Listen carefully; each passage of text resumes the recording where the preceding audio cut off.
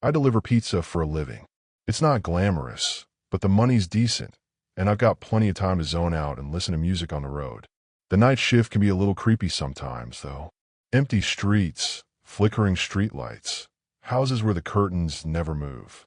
You see some weird things when you're the only one awake in a sleeping town. But nothing, and I mean nothing, was ever as weird as my deliveries to Mrs. Holloway. She called in every night at exactly 11:59 p.m. Not a second earlier, not a second later. Always the same order. One large pepperoni pizza. No special requests, no extra toppings, and always paid in exact cash, down to the last cent. At first, I thought nothing of it. Just an old lady with a strict routine. Her house was on the edge of town, sitting on a street with only a handful of other homes, most of them dark by the time I got there. Hers was always dimly lit, just a single lamp in the front room, barely casting enough light to see through the old lace curtains. The first few times, I barely spoke to her. She'd open the door just enough to slip her wrinkled hand through, take the pizza, and leave the money in my palm. It was a couple of weeks before she finally spoke to me. I remember it clearly because it was one of those nights where the air fell heavier, like a storm was rolling in, but the sky was clear.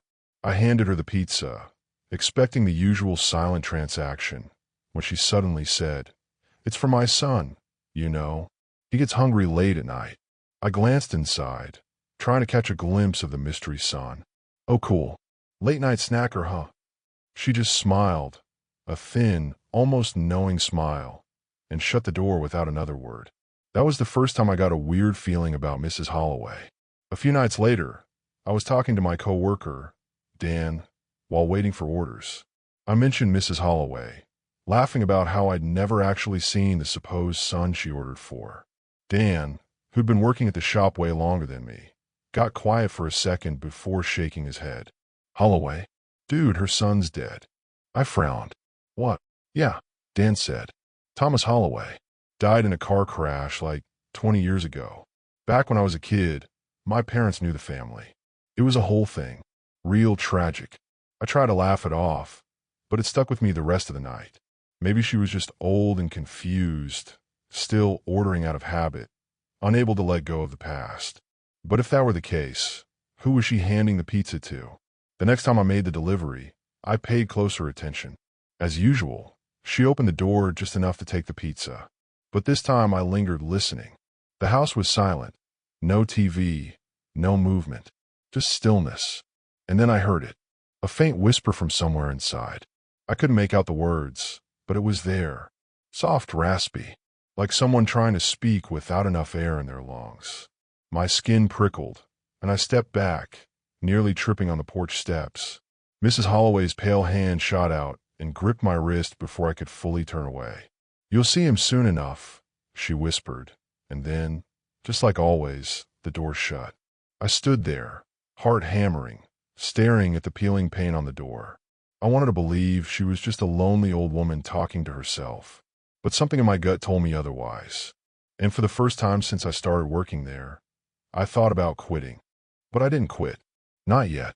The next few nights, I tried to act like nothing was wrong, but the feeling in my stomach wouldn't go away.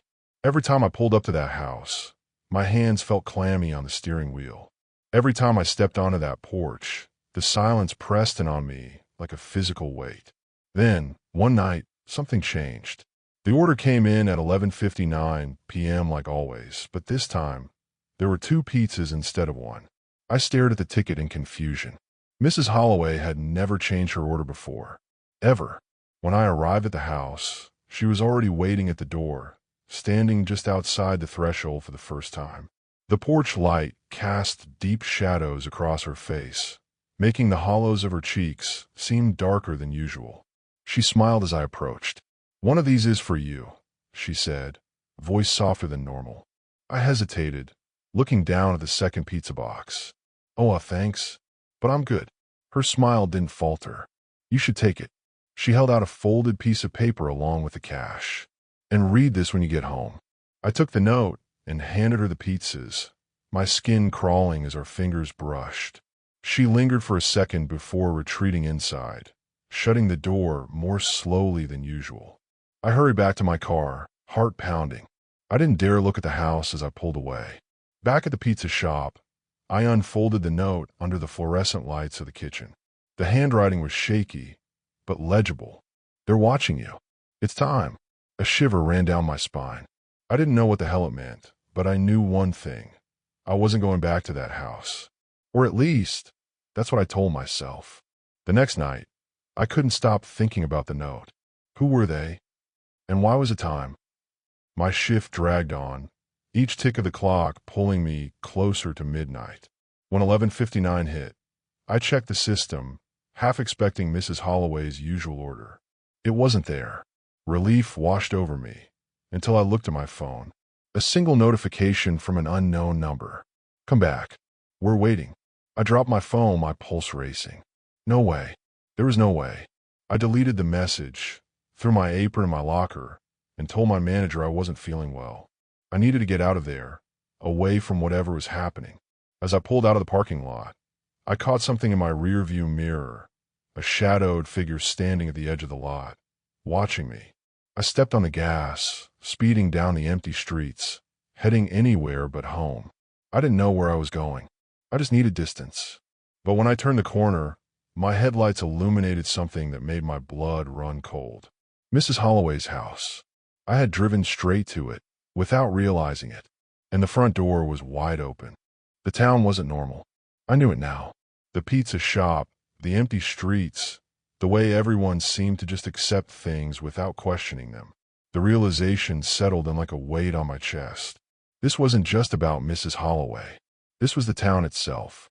I gripped the steering wheel, forcing myself to breathe as I stared at the illuminated house. The door still hung open, swaying slightly in the wind, beckoning. "Come in." But I wasn't going in. Not this time. I threw the car into reverse, tires screeching as I backed out of the driveway. I had to get out of there, had to get as far away from that house and this town as possible. But as soon as I turned onto the main road, the streetlights went out. Darkness swallowed everything. The road, the houses, the sky gone. My headlights barely pierced through it, illuminating only the cracked pavement in front of me. My heart pounded. I floored the gas, but the car wasn't moving. Or rather, the road was stretching. No matter how hard I pressed the pedal, I wasn't getting anywhere. The world around me had stopped, frozen in some sick, unnatural limbo. Then, in my rearview mirror, I saw them. People, standing along the road, silent, watching. Their faces were too far away to make out details, but I knew they weren't normal. The way they stood, motionless, waiting, dozens of them, hundreds. A whisper curled through the night air, sliding through the vents of my car like a ghost. "It's your turn." I slammed my fist on the dashboard. No, I'm not playing your sick game. The figures moved. Not walking, not running, gliding. Coming closer. A sickening pressure built in my head, behind my eyes, like something forcing its way into my thoughts. Images flashed. Other delivery drivers, the ones before me, stepping into the Holloway house and never coming out. Dan, my manager, the customers. The whole town was in on it. My hands were shaking. My car wasn't real. The road wasn't real. I had never had a choice. The moment I started delivering pizzas, I had already been chosen. The whisper grew louder, turning into voices, a chorus of them, chanting my name, calling me home. And then, just as suddenly as it had started, the world snapped back to normal. The streetlights were on again. The road was just a road. My car was parked in front of the pizza shop. I turned slowly, my breath catching in my throat. Dan stood in the doorway, holding a fresh pizza box. He smiled, wide and hollow. Delivery for Mrs. Holloway. I looked at the clock. 11:59 p.m. The cycle was complete. I took the pizza box, my hands numb, my mind unraveling. The town had its rituals. And tonight, I was the offering. The end.